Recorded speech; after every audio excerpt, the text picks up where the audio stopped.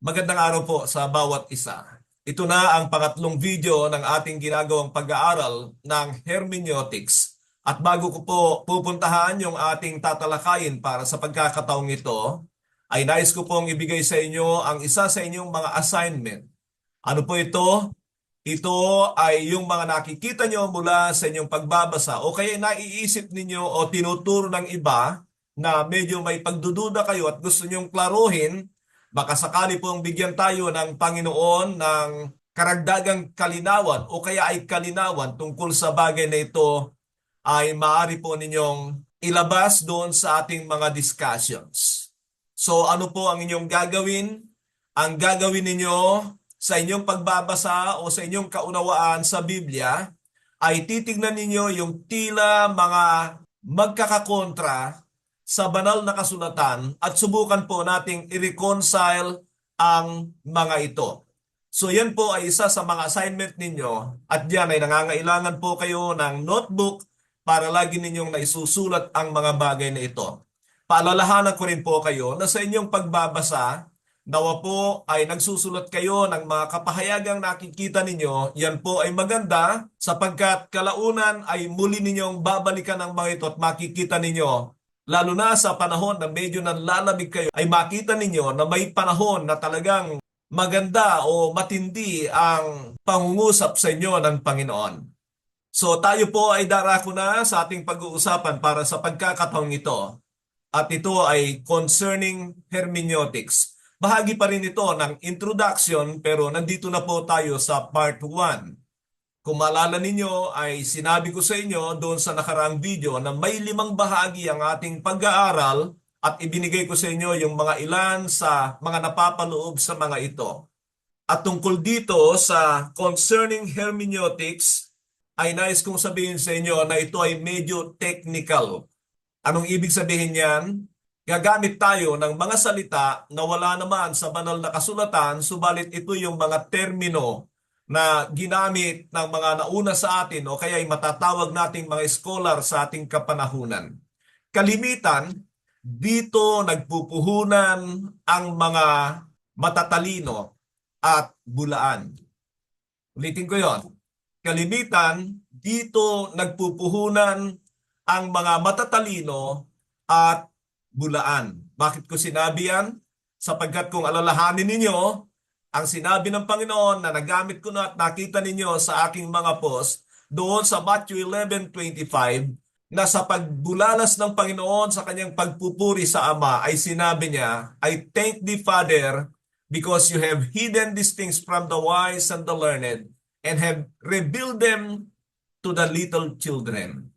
Na nangangahulugan na may mga bagay na itinatago ang Diyos doon sa mga matatalino, subalit ipinapahayag niya sa mga simpleng tao. At diyan natin makikita na walang advantage ang kaalaman, karunungan na galing sa mundong ito kung ito ay hindi kakasangkapanin ng Diyos. Sinabi ko yan sapagkat alam naman natin na si Apostol Pablo ay isang abogado at matalino rin, subalit kung iisipin ninyo, ay kailangan siyang dagukan ng Panginoon doon sa Gawa Kabanata 9 upang malaglag lahat ang kanyang katalinuhan at pagyayabang sa kanyang sarili. Nais kong sabihin sa inyo ito. Alam ba ninyo na ang ibig sabihin ng Paul ay small, maliit? Pero nais kong klaruhin na imposibleng si Pablo ay maging maliit na tao katulad ng naririnig natin sa mga Bible school dahil yan ay hindi papayagan ng mga Pariseo. Ang lumang tipan ay bawal ang may mga deformities at isa dyan ang pagiging pandak o maliit. Ano ang punto ko dyan?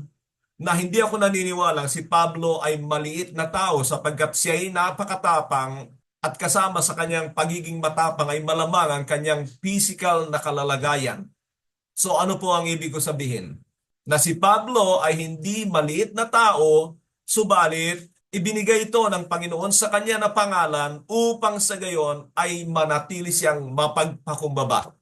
Kapag binasa nyo ang 2 Korinto 12 ay doon nyo makikita itong mga sasabihin kong ito na isa sa mga bagay na ginagawa ng Panginoon sa kanya ay pinoprotektahan siya sa kanyang maaring tunguhan na pagmamalaki.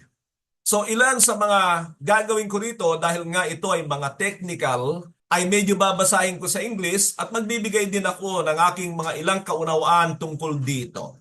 Sabi ko rito sa ating introduction, this course, Hermeneutics, is an introduction to the principles and practice of biblical interpretations.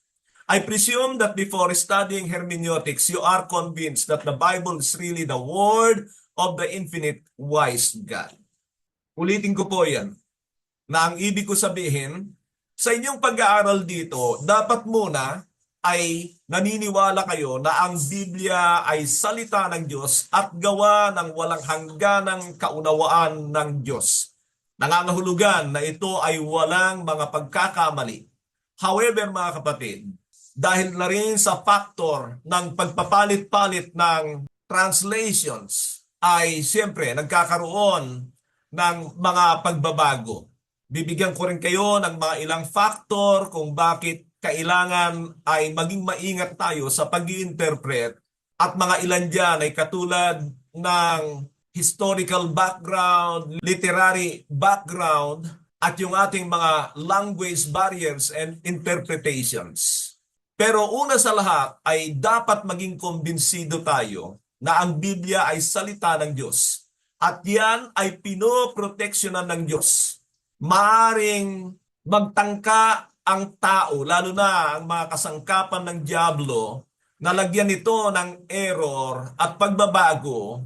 Subalit, alam natin ang kapangyarihan ng Banal na Espiritu ay hindi makapanaig ang kaaway sa Kanya. Greater is He that is in you than he who is in the world.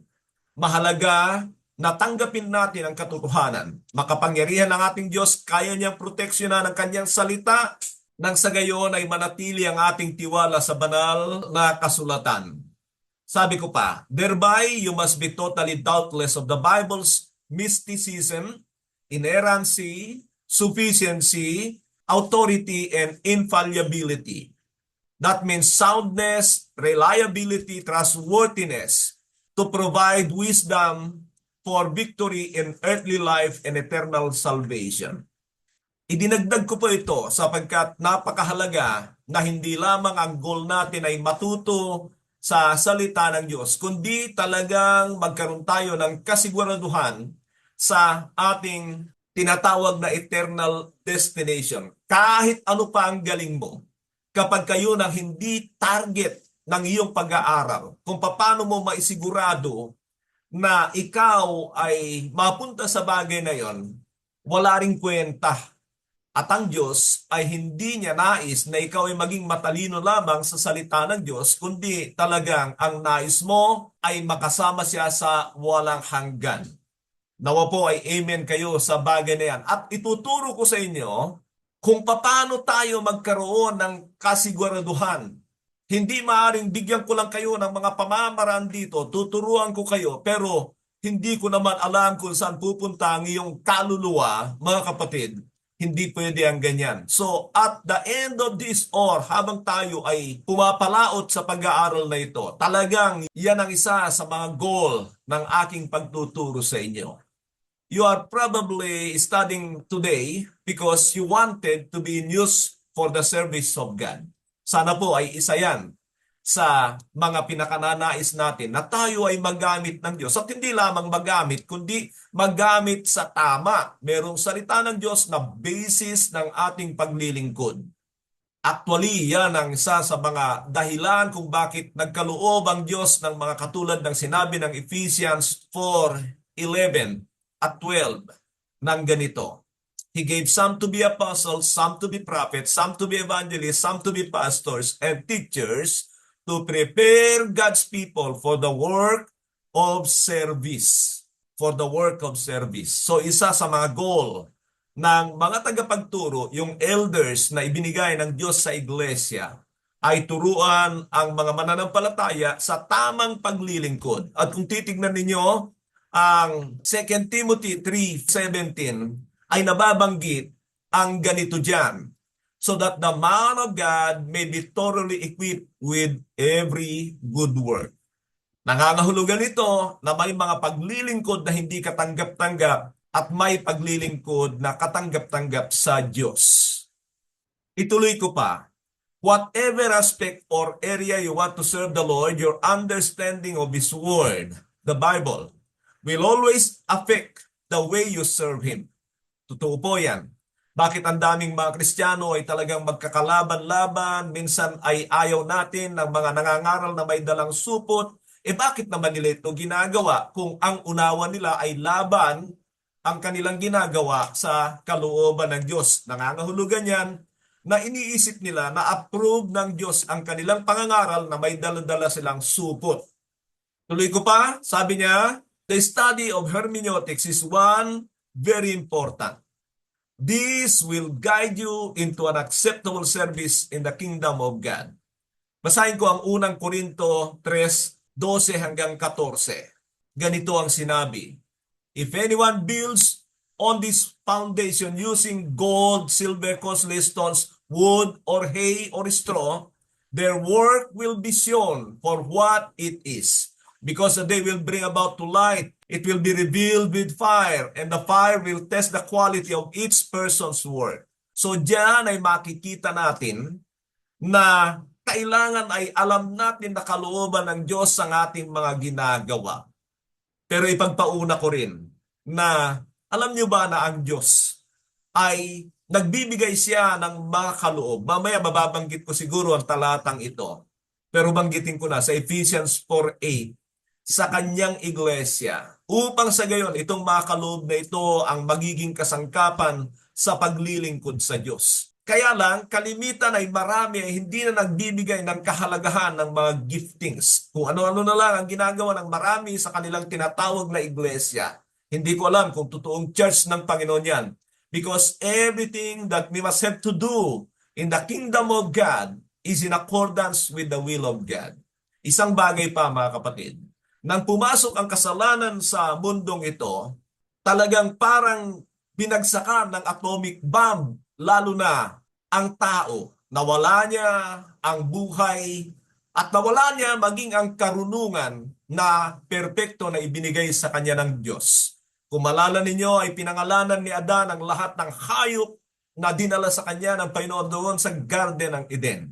Masasabi ko na there are billions of species and all of those were named by Adam himself. At ang maganda pa ay approved talaga ni Lord. Ano ang ipinapakita ko sa inyo? Na ang tao noong una ay binigyan ng Diyos ng perpektong karunungan nang sa gayon ay magamit niya sa kanyang paglilingkod sa Diyos. However, it was devastated by sin, and so ito ang dahilan. Kaya kailangang ipahayag ng Diyos sa atin ang kanyang puso at kaisipan upang sa gayon ay alam natin. At kung ano ang nais niya, yun ang nais niya sa atin. Sinabi ko rito, right understanding of the scripture and doing things correspondingly will lead to a fruit of gold and silver, costly stones, which when burned will only yield to more luminous products. On the contrary, wrong understanding will surely lead to a service of wood, hay, and straw, which will be burned at the day of judgment. So, anumang bagay na gagawin natin sa mundong ito, aapektuhan nito hindi lamang yung buhay na walang hanggan, kundi yung mga gantimpala na nais ibigay ng Diyos sa atin. Pero alam naman natin na ang Diyos ay hindi nagkukulang sa lahat ng ito. Ang problema lang ng maraming Kristiyano ay hindi talaga sila nagsisipag-aral upang matutunan ang tama. At nais ko kayong bigyan ng kaunting kaunawaan dito na noong may na-convert doon sa Acts chapter 2 na 3,000 ay sinabi na, and they devoted themselves to the apostles' teaching, to the breaking of bread, to fellowship, and to prayer. At ang insight ko dyan ay 3 taon o malamang mahigit 3 taon na tinuruan ng mga apostol ang mga newly converts na ito. Ipaalala ko lang na ang mga alagad mismo ay binigyan ng Panginoon ng mahigit 3 taon na pagtuturo nang sa gayon ay ma-adapt nila ang kaisipan ng Panginoon. Ang punto ko diyan ay crucial ang 3 years or more than 3 years na ibibigay ng Panginoon na palugit para matuto tayo. Kung hindi pa kayo maniwala, ay kung maalala ninyo na may talinghaga ang Panginoon tungkol sa igos na hindi namumunga dahil sabi niya 3 taon na akong pabalik-balik sa lugar na ito at nakikita niya yung puno na kalaunan ay sinabi niya sa nangangalaga, putulin mo na. Bakit? Kasi hindi namumunga.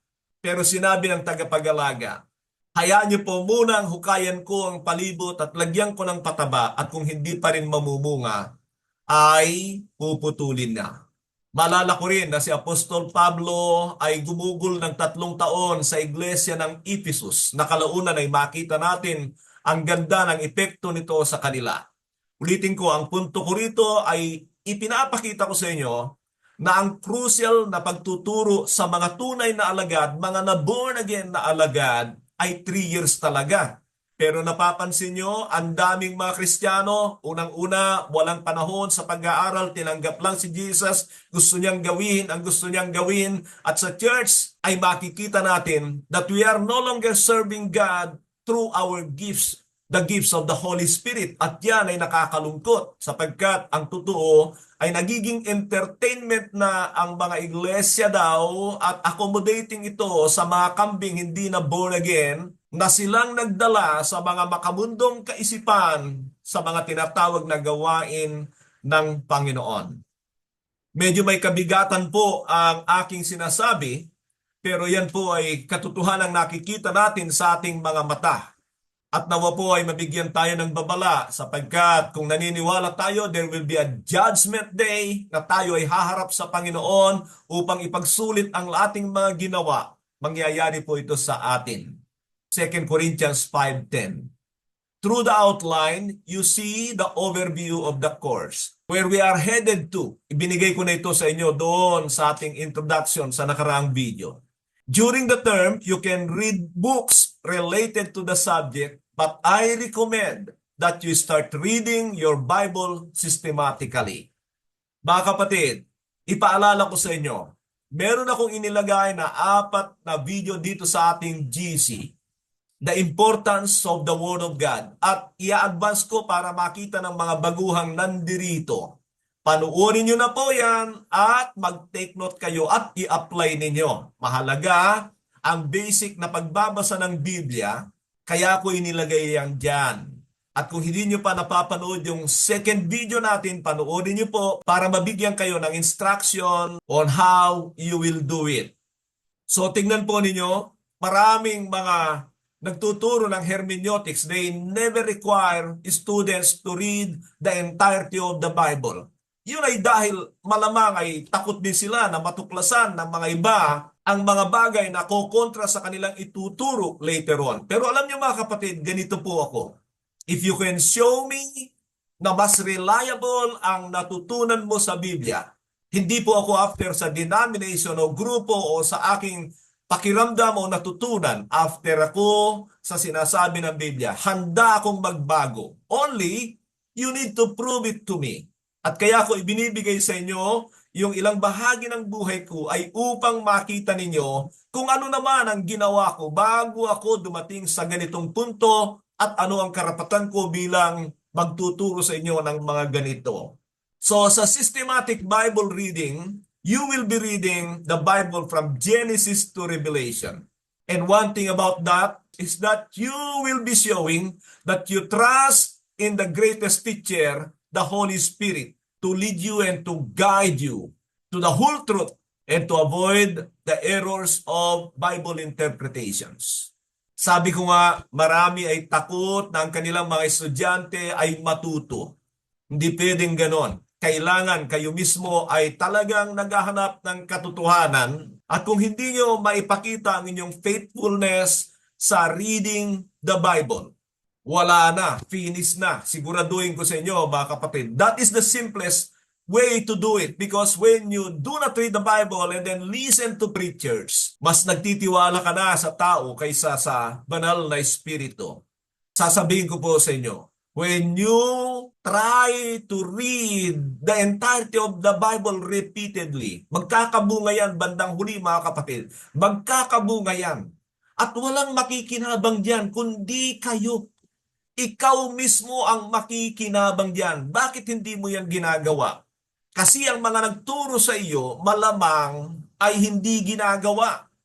Bakit naman nila ipapagawa sa inyo kung hindi naman nila ginagawa? That's why I'm here today to tell you to start anew in your dealing with the scriptures sa Bible, mga kapatid. Magbago ka, ayusin mo. Ang buhay na walang hanggan ay walang hanggan. At ang temporaryong buhay na ito ay paghahanda doon. Kung hindi mo iayos ang buhay mo ngayon, ikaw din ang mag-aani sa bandang huli. Pag nagsasalita ako ng ganito, mga kapatid, ay nangangahulugan ito ng pag-ibig sa inyo. Alam niyo ba ang katotohanan? I discovered when I studied the life of Jesus Christ, at isa doon ay tungkol sa Jesus and His disciples. At nakita ko at obserbahan niyo ito. Obserbahan ninyo na si Kristo mas maraming panahon na kinukorek at nagagalit sa mga alagad kaysa sa inaano sila at nire-recommenda sila. Pansinin niyo ang katotohanan yan sa Biblia. At ang tanong ay, mahal ba sila ng Panginoon? Sobra. Ibinigay niya ang kanyang buhay para sa kanila. Parang may sinabi sa Biblia na specifically, He gave Himself for these disciples. Nangangahulugan, grabe ang pag-ibig niya sa kanila. At remember, in John chapter 13, when He was the fifth of the apostles, He was showing His extended love for them. At nawa po ay ma-realize din ninyo ang katotohanan ito, that when I correct you, that when I am insistent of things to you, ay dahil sa pag-ibig ko sa mga mananampalataya. Sabi ko pa rito, not doing the Bible reading means not loving the truth and exposing and allowing yourself to be tossed back and forth by the waves of every wind of teachings. Malala ko yung sinabi ng isang missionary, you can build every doctrine that you want from the Bible.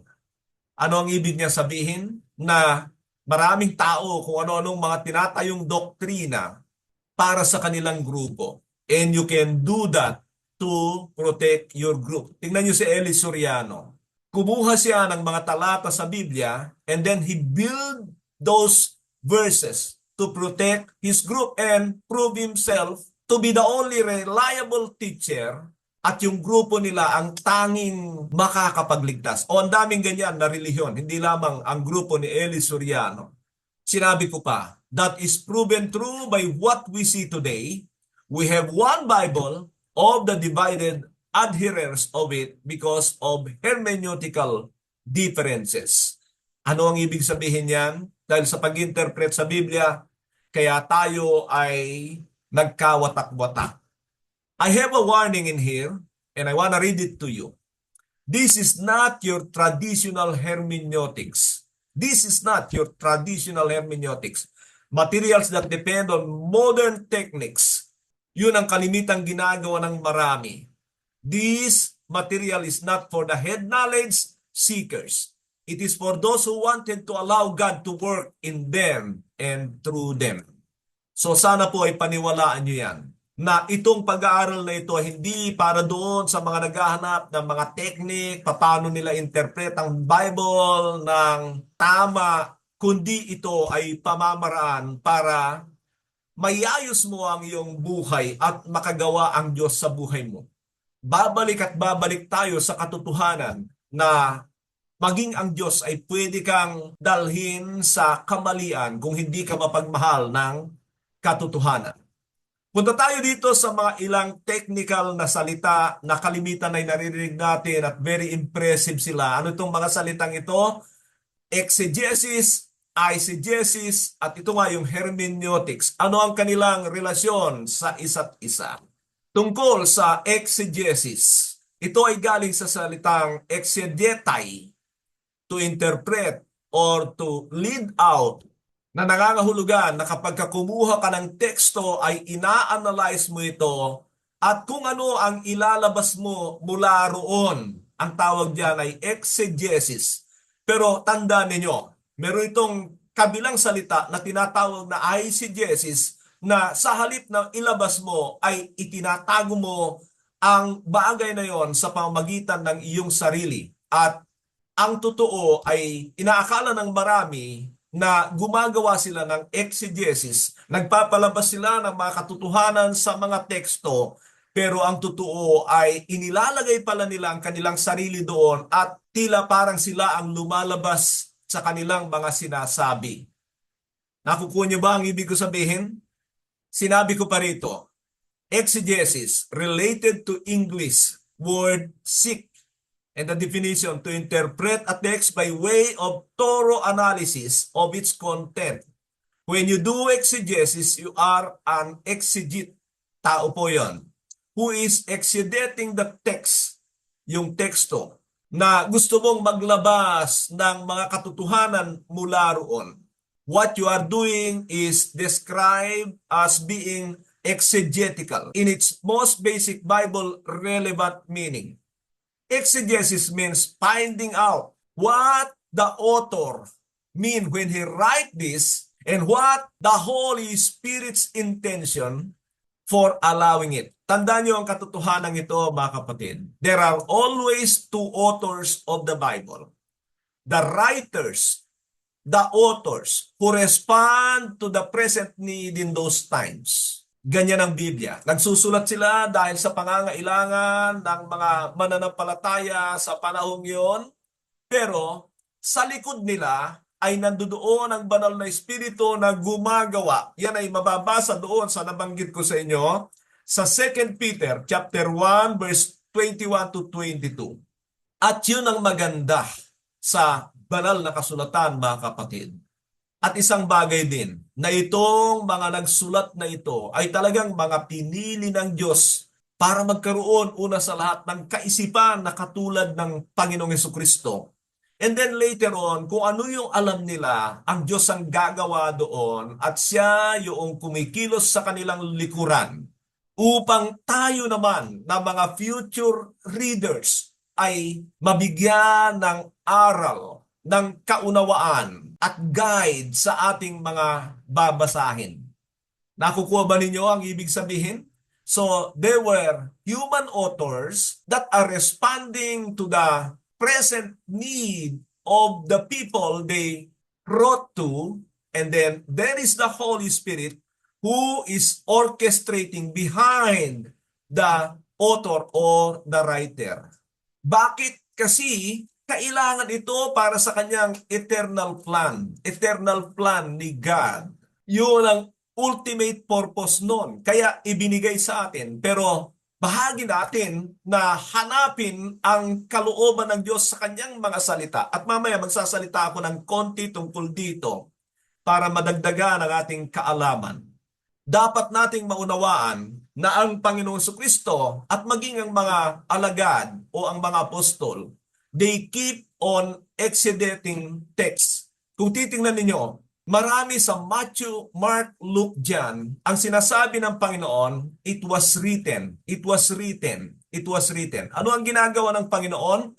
Ipinapakita niya sa kanyang mga tagapakinig at tagasunod ang mga katotohanang naka-embed, nakapasok sa mga teksto, lalo na sa lumang tipan. Isang bagay pa, mga kapatid. When the Bible says all scripture is God's breath, ay nangangahulugan na yung scripture na yon ay yung Old Testament. Para sa atin ngayon ay Genesis to Malachi na nasusubdivide sa 4. Ano ibig sabihin nun? Ang Genesis, Exodus, Leviticus, Numbers, Deuteronomy, they are considered as the law, Torah. At mula sa Joshua hanggang Esther ay matatawag na history. History of the chosen people of God. And then meron tayong tinatawag na poets. Job, Psalms, Proverbs, Ecclesiastes, Song of Songs. And then we have the prophets, major and minor prophets, mula kay Isaiah hanggang sa kay Malakias. Mula sa mga yan, ay nababanggit ng Panginoon ang mga bagay-bagay na ginagawa niya o itinuturo niya sa kanyang kapanahunan sa Matthew, Mark, Luke, John. Kaya lagi niyang sinasabi, it is written, it is written, it is written. And later on sa mga apostles, kung titingnan ninyo ay ganun din sila. Ang kanilang itinuturo ay ang Old Testament. Pero isang bagay na mapalad tayo mga kapatid, ay unang-una yung isinama tayo sa pagliligtas ng Diyos. I mean, pangkalahatan ng mga hentil sa pagliligtas ng Diyos sa sangkatauhan. Yun ang maganda doon. And now we have the New Testament. At nais kong sabihin sa inyo na yan ay bahagi na ng tinatawag na scriptures. Kaya kapag sinasabi natin halimbawa yung nasa 2 Timothy chapter 3 verse 15, all scripture is God's breath, ay nangangahulugan na hindi lamang ang Old Testament ang tinutukoy natin kundi sa New Testament na. They are also inspired because the writers are prophets and they are inspired by the Holy Spirit. At ako'y naniniwala na ganito, mga kapatid. Mas matindi ang mga New Testament writers because the Holy Spirit resides on them. Pinananahanan sila ng Espiritu ng Diyos. While the Old Testament authors, most of them ay hindi talaga pinananahanan ng Banal na Espiritu. Dumarating lang ang Banal na Espiritu kapag meron silang assignment sa Diyos. Nakukuha ba ninyo ang kaibahan? And again, it will be added to that admiration of God in my part, mga kapatid, na talagang grabe ang Diyos. Isang bagay na nais kong sabihin sa inyo, ayaw kong kaligtaan nito, baka mabanggit ko rin sa mga susunod, pero nais kong sabihin sa inyo, kapag ka ang Diyos ay nagpapakita sa inyo ng mga bagay na hindi napakinggan o naituro sa iyo o naranasan sa iyo sa pamamagitan ng iyong Bible reading o kaya ng iyong meditation of God's Word, mapapaluha ka talaga. Hindi lamang doon sa mga emotional na kaganapan sa Biblia. Alam nyo, nung una ay napapayak talaga ako doon sa pagre-reveal ni Joseph sa kanyang sarili, sa kanyang mga kapatid. Pero hindi ganoon ang ibig ko sabihin sa ngayon. At sa mga bagay na ito ay makakapakinig kayo sa akin nang hindi ko napakinggan sa mga pastor ko, sa mga mentor ko, o kaya ay hindi ko nabasa sa libro. Mga kapatid, walang pagyayabang. Sapagkat hindi naman ito galing sa akin. Ito ay naitago nga lang sa matagal na panahon at ako'y naniniwala na ngayon ay inire-reveal ng Diyos sa atin ngayong mga huli ng mga huling araw na ito. So, punta tayo dito sa tinatawag na eisegesis. Eisegesis is like into. Yun ang ibig sabihin. Papasok ka doon at parang magtatago ka doon. Pero ito ang kalaban ng exegesis. Yung exegesis ay inilalabas mo yung katotohanan, sa eisegesis ay parang nagiging daan ka para itago ang katotohanan. At maraming ganyan, kaya maraming errors of interpretation at walang papayag na gumagawa siya ng eisegesis. Nagtatago ng katotohanan. Ang lagi niyang claim ay naglalabas siya ng katotohanan mula sa mga teksto. Yan ang isang bagay na nakakatakot diyan. At isa sa mga simpleng bagay na napakinggan nyo sa akin sa nakaraang video ay yung mga pastor na kahit minsan na hindi man lamang nabasa ang banal na kasulatan o kaya ay minsan lamang at sila ay kontento na sa kanilang ginagawa at sila ay umaasa sa mga bagay na nababasa nila sa mga libro o kaya nagresolba sila sa mga libro, sa mga sinulat ng iba. Mga kapatid, ipaalala ko sa inyo muli na si Satanas ang Diyos ng sanlibutan ito. At sinabi pa sa aklat ng unang Juan 5:19 that He controls the whole world. Hindi ba nakakatakot yan? And then doon sa Revelation 12:9 ay dinaya ng dyablo ang buong sanlibutan. At maalala ko yun yung sinabi ng 1 John, tayo'y mga anak ng Diyos at ang buong sanlibutan ay nasa kapangyarihan ng dyablo. So, meron namang ihiniwalay ang Diyos na sa Kanya. yung mga anak ng Diyos na lumaya mula sa pandaraya at gapos ng diablo at ngayon ay binigyan sila ng Panginoon ng kaunawaan, pero tandaan ninyo ang katotohanan. Not without the effort and desire to knowing the truth. Imposible yan. Huwag mong angkinin na anak ka ng Diyos sapagkat lagi kong sinasabi, kung ikaw ay na-born again na totoo, ang unang-unang gagawin sa iyo ng banal na Espiritu ay udyukan ka sa kanyang mga salita at tuturuan kanya para lumalim ng kaunawaan. Maaring bigyan ka ng Diyos ng tagapagturo mo, subalit mas gusto niya na siya muna. Kung hindi, ay lalabas yan na idolatry. Tao ang pinanananganan mo. So tignan ninyo ang sinasabi kong ito at ang katotohanan nito na talaga ang lahat ng mga tagapagturo ay dapat meron silang personal na paghahanap talaga sa Diyos. Nang sa gayon sila ay maturuan. Nais ko ikwento sa inyo ito mga kapatid bilang patutuo sa inyo. Mula rito sa Manila, nung ako ay natuto na, ay inilalagay ako ng aking dating pastor sa isang lugar upang doon na ako magpastor. Subalit hindi yun ang nasa aking puso ng panahon na yon. Nakakita na siya ng lugar at pagkatapos ay magbabayad na siya kinabukasan. Pero nanalangin ako sa Panginoon. Panginoon, meron po akong nasa puso ko na nais kong puntahan. At ito po ay yung lugar namin sa Cagayan.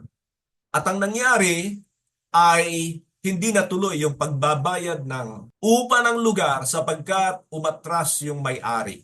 Tuwang-tuwa ako noon pero hindi ko yung siyempre ipakita sa aking pastor.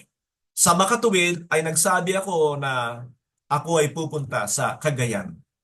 Yun ang una kong assignment, mga kapatid. Doon ako unang nagpastor. At hanggang ngayon, nandun yung church after 33 years. Ito ang maganda.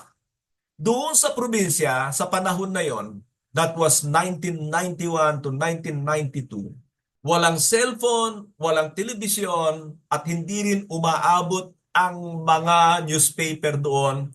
Siyempre doon lang sa bayan. Hindi naman ako nagpupunta sa bayan kalimitan. Ang punto ko diyan ay walang interruption talaga. Nakafocus ako sa Bible. At ito yung sinasabi ko sa inyo, na gumugol talaga ako ng panahon sa pagbabasa ng Biblia.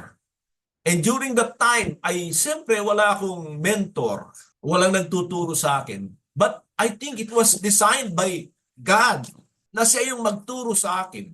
At yun ang sinasabi ko sa inyo na dapat ay maging personal talaga ang paghahanap sa Diyos. Balik po ako rito sa eisegesis is a process where one leads into study by reading the text on the basis of preconceived ideas of its meanings. It is rare for someone to be called an eisegete. Kung naunawaan ng mga nag-aaral ng Biblia ang salitang ito, ay hindi sila magpapatawag ng eisegete. Gusto nila exegete because eisegesis has a well-earned negative reputation. Eisegesis is what being done when someone interprets the Bible according to notions that were born outside the Bible. Ano ang punto niya?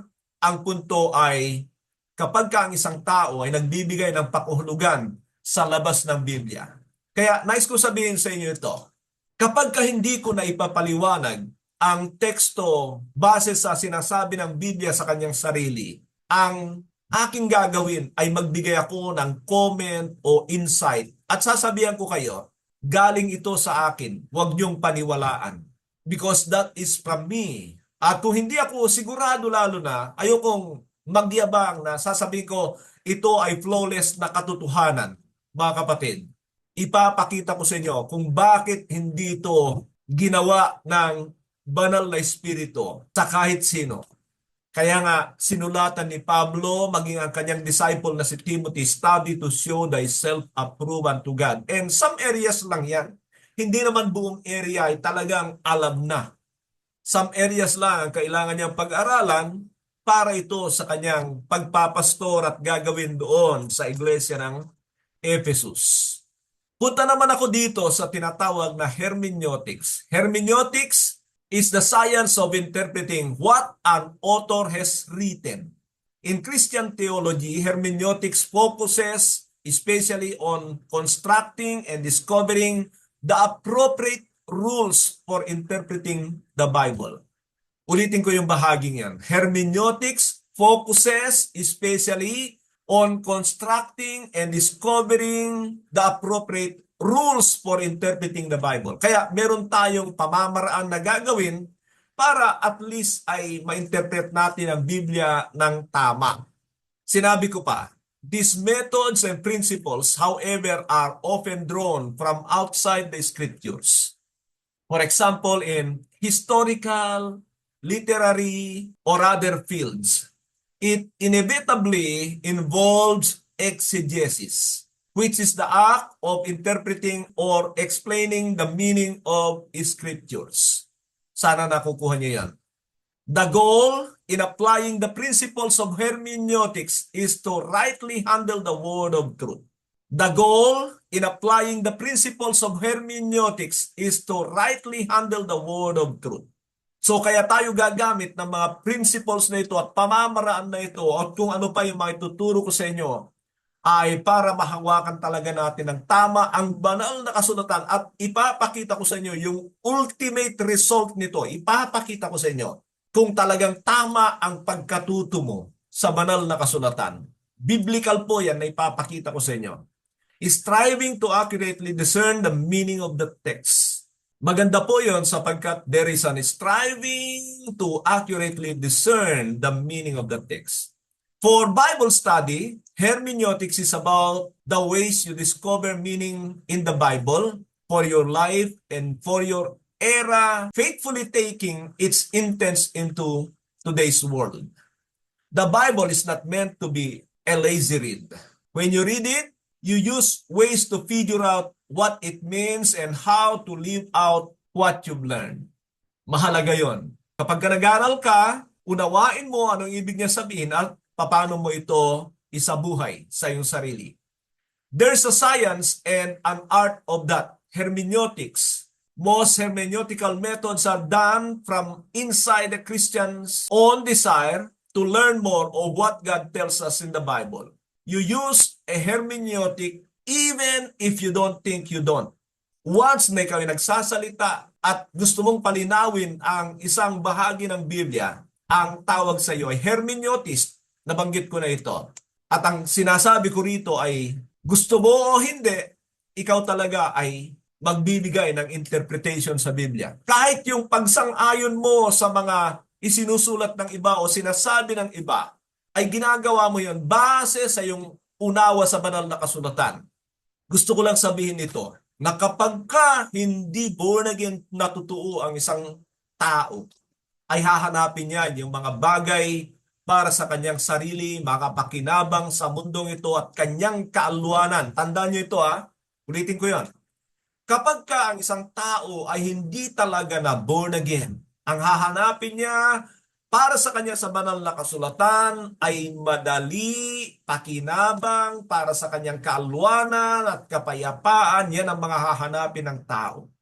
And later on, kapag ka nagpatuloy ka sa pagbabasa at pag-aaral ng Biblia, ay makikita mo na iba ang ating kapanahunan sa New Covenant sapagkat ang mga pangako diyan ay mga pangwalang hanggan at minsan ay kailangang isakripisyo ang mga buhay natin dito at mga pangangailangan natin dito, ang mga kaalwanan natin sa mundong ito upang makamtan natin yung buhay na walang hanggan. Maalala ba ninyo yung sinabi ng Panginoon?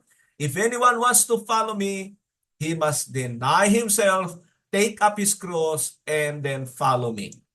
Ano ang ipinapakita ng Panginoon? Hindi kaalwanan sa mundong ito ang talagang totoong buhay ng mga tagasunod ng Panginoon. Mga totoong tagasunod ng Panginoon. Ngayon ay nagkakaroon na tayo ng idea ng konti. Konti pa lang yan, katiting pa lang yan. Sinabi pa, hermeneutics are a type of discernment process. Ways of mining for God and God's truth. Ano ang sinasabi niya? Paraan para mahalukay mo yung tungkol sa Diyos at sa mga katotohanan ng Diyos. We're exploring what is endless and beyond our ability to comprehend. So there is some practical use of heuristic tools in order to live it. Ano ang sinasabi niya? Sinasabi ko rito na nag-aaral tayo ng malayong maunawaan natin sa mundong ito. At nais kong sabihin sa inyo, ibibigay sa atin ng Diyos ang mga bagay na kailangan natin sa mundong ito. Actually, binanggit ito sa 2 Peter chapter 1 verse 3 at nais kong basahin sa inyo para ma-encourage kayo na hindi tayo pinabayaan ng Diyos na parang inilagay sa kawalan. Ganito ang sabi ng 2 Peter chapter 1 verse 3. Ganito ang sabi. His divine power has given us everything we need for a godly life through our knowledge of Him who called us by His own wisdom, glory, and goodness. Gusto kong magbigay ng maiksing mensahe rito mga kapatid. Unang-una, ito ay para sa mga na-born again. Nagtataglay ng Espiritu ng Diyos sapagkat pag binasa mo, siyempre ay Kristiyano una sa lahat ang mga sinasabihan ni Apostol Pedro. At kung babalikan ko sa inyo ang verse 2, ganito ang sabi niya, grace and peace be yours in abundance through the knowledge of God and of our Lord Jesus Christ. Sarap nun. Imensahe nyo yan sa inyong mga iglesia na ang kapayapaan at biyaya o biyaya at kapayapaan ng Diyos ay napapa sa mga mananampalataya, mga born again na totoo sa pamamagitan ng kaalaman sa Diyos at kay Kristo. There is life in knowing God and Jesus Christ. John 17:3. And when there is life, there is peace. And the meaning of peace para sa atin na hindi yung mapayapa ang ating kapaligiran, kundi meron tayong kapanatagan dahil alam natin kung sino ang ating pinaniwalaan. So balikan ko ang verse 3. Sabi niya, His divine power has given us everything we need. Ito yung lagi kong sinasabi mga kapatid na ang Diyos, nang gawin niya ang pagliligtas, wala tayong naiambag. Ginawa lahat yan ng Panginoon. Kumpleto yan. Kaya nga may titilestay, hindi yung mandarayang titilestay sa napapanood natin, kundi tinapos lahat ng Panginoon. At pagkatapos ay ipinagkaloob pa niya, banal na Espiritu. By the way, meron akong mensahe na the three divine gifts of God. At ang una diyan ay ang Panginoong Kristo na gumawa para sa ating ikaliligtas sa kasalanan. Ang pangalawa ay ang banal na Espiritu ay kaloob din ng Diyos sa atin para tayo ay makapamuhay sa nais ng Diyos. Pero not without the Bible. So that is the third gift. The third gift is the Bible. The three gifts are the Lord Jesus Christ, the Holy Spirit, and the Bible. Comes from the Heavenly Father. Yan ang sinasabi ni Santiago sa 1:17 ng kanyang aklat. Ulitin ko ito. His divine power has given us everything we need for a godly life through our knowledge of Him who called us by His own glory and goodness. Tingnan niyo si Pedro na tinatawag na ordinary, uneducated man na ngayon ay sinasabihan tayo na mahalaga ang kaalaman. Alam ba ninyo, there are two words na keywords sa mga sulat na ito ni Pedro. Isang bahagi pa ng kaunawaan, mga kapatid. Gusto kong sabihin sa inyo, si Pedro talaga ang leader ng iglesia sa Jerusalem. Hindi si John, hindi si James. It was Peter. At ako'y naniniwala na kahit wala siya doon sa Gospels, Matthew, Mark, Luke, John, ay pinapaniwalaan ko na consultant si Pedro sa kanila. Nagbibigay siya at nagkukwento siya kung ano ang mga dapat nilang ilagay sa kanilang mga sinulat, lalo na kay Lucas na hindi kasama ng Panginoon bilang isa sa mga alagad. He is not one of the disciples. Pero makikita nyo, ang two keywords ng mga letter ni Peter ay know and suffer. Know and suffer. Tingnan niyo yung mga salitang yan sa mga sulat ni Pedro, 1 and 2 Peter, at makikita nyo na yung mga salitang ayaw na ayaw ng mga nagsasabing Kristiyano ay silang mga susi sa buhay natin. Pero ngayon ay pinapatunayan ko sa inyo that His divine power, God's divine power has given us everything we need. For what? For a godly life.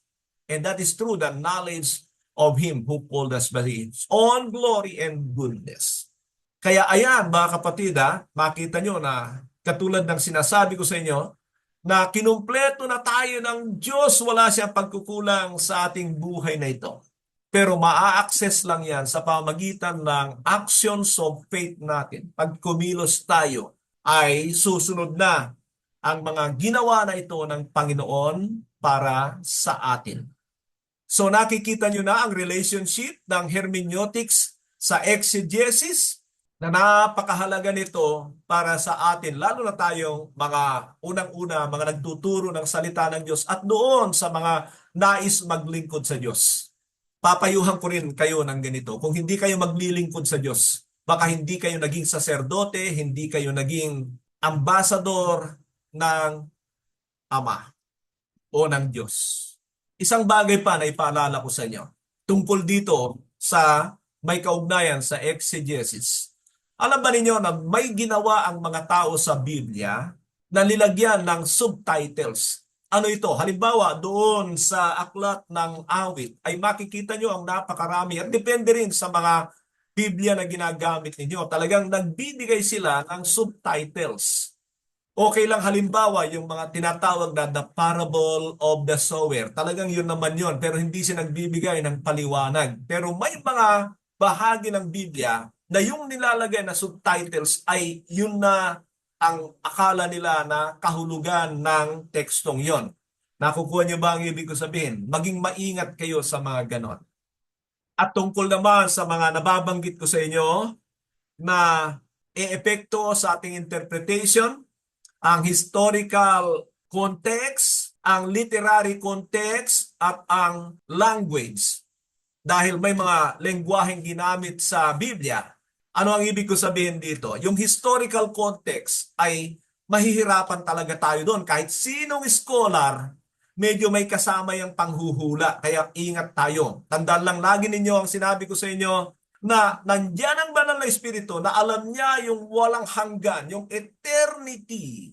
At lalo na yung napakaiksing panahon para sa kanya sa mundong ito ay dinisenyo niya ito para at least ay may mga tagasunod siya na makakaunawa sa banal na kasulatan. Ano ang pinupunto ko? Na maging maingat tayo sa mga ganon. Hindi tayo masyadong mag-focus doon, pero dapat ay i-consider natin at huwag tayong basta-basta maniwala agad. That is the historical context. Bakit? Kasi may mga pagbabago na talaga na malaki. Lalo na ngayon sa mga ibinibigay na dito yung bato na pinupok ni Moises, ito yung tinawiran ng mga Israelita. Alam niyo, hindi na masyadong mahalaga yung mga yon. It is good to know those things so that you can glorify and adore God. Pero yung mga kailangan mong puntahan ng mga lugar na yon ay para maniwala ka na totoo. Talagang totoo dahil nasa Biblia. Pero minsan ay may mga tao na para pumunta doon ay they feel holier kaysa sa mga tao na hindi nakakarating doon. Halimbawa, bigyan ko kayo.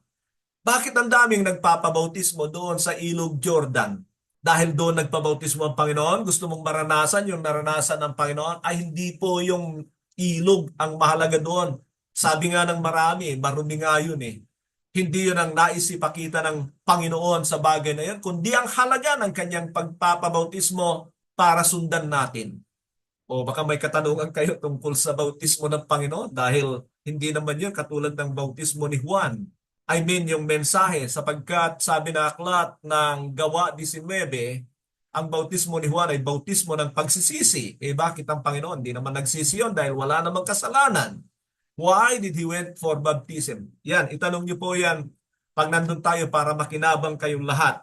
But I mean mga kapatid, do not be so amused with those who are teaching about the historical context na bibigyan tayo ng napakaraming mga kaunawaan tungkol doon. Well, hindi ko sinasabing masama, pero maging maingat tayo na inakala natin na tama na yung interpretation natin sa teksto kapag kaalam natin yung mga yon, lalo na yung mga Old Testament. Palagay ko ay kailangan lang natin yung mga yon, pero in a very minimal need for our interpretation of what we needed in the new covenant. At meron ding tinatawag na literary context. Isang bagay pa mga kapatid, tungkol ito sa mga manunulat ng Biblia. They are educated, there are people na iba ang level ng kanilang kaalaman. Mga kapatid, tingnan nyo, no? Ginamit lahat ito ng Diyos sa pagsusulat sa Biblia. And I do believe, diyan natin makikita yung eternal purpose ng banal na Espiritu para sa tao. Mahalaga na maunawaan natin ang reasons na isinulat ng mga bagay na ito during those times, lalo na sa mga letters ng mga apostle. Pero we need to understand the need of understanding them for our personal life. Mahalaga po yun. By the way, mga kapatid, tungkol dito ay makikita nyo na iba't iba ang karakter ng mga tao, iba't ibang kalalagayan ng buhay ng mga tao na ginamit ng Diyos para maisulat ng Biblia. But still, they were useful for the Master. And I think there was only one common to them all. They choose to live for God with a holy life. Inayos nila ang kanilang buhay at dapat ay ganun din tayo. Another thing is about the language na kung saan ay makikita natin na nagpabago-bago ang mga lengguwahe ng Biblia. Ano ang punto ko dyan? Kung ito lahat ang focus natin sa pag-i-interpret sa Biblia, baka hindi tayo umabot sa kaunawaan. Kaya ko sinasabi, there was the Holy Spirit or there is the Holy Spirit who will give us understanding in everything. And the purpose ay yung sinabi ni Peter, God has given us everything we need for a godly life. Godly life. If our learning doesn't result in a godly living, lalo na sa ating mga sikretong buhay, sinabi ko po ito, dahil siyempre kapag tayo ay nasa public, nasa church, nasa lugar na nakikita natin ang mga kapatiran, ay talagang banal tayo, napakaamo natin, napakabait natin. But the most important thing to the Lord Jesus Christ, especially in the new covenant, are our secret life. Do you live holy? If you don't interpret the Bible to make you holy, you miss the intended meaning of it. God bless us all. Sumagana sa atin ang biyaya ng ating dakilang Ama. Patuloy po tayo sa ating ginagawang pag-aaral. Magandang araw po sa bawat isa.